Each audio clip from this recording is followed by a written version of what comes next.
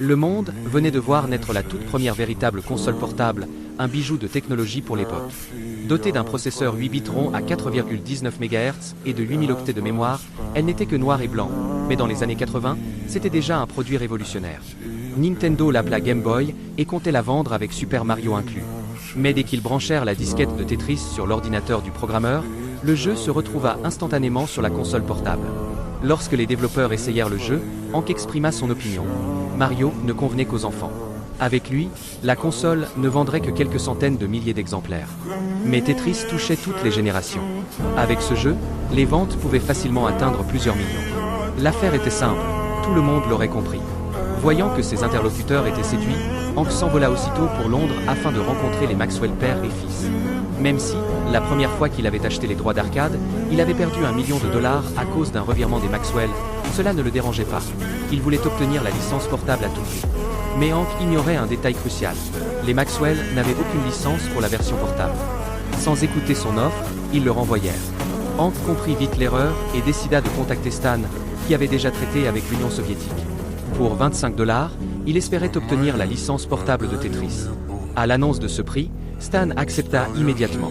Peu après, Hank reçut un appel du bureau de Nintendo.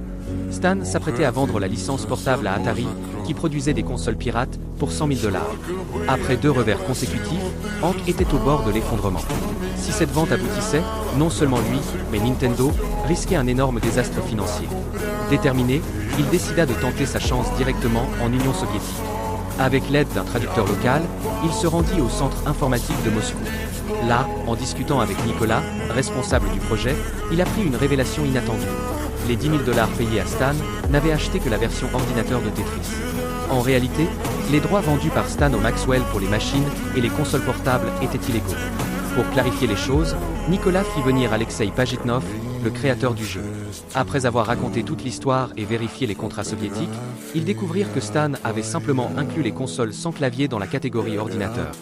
Techniquement, ce n'était pas illégal. Mais la version arcade restait protégée par les droits d'auteur. Un seul droit arcade valait déjà $150 000.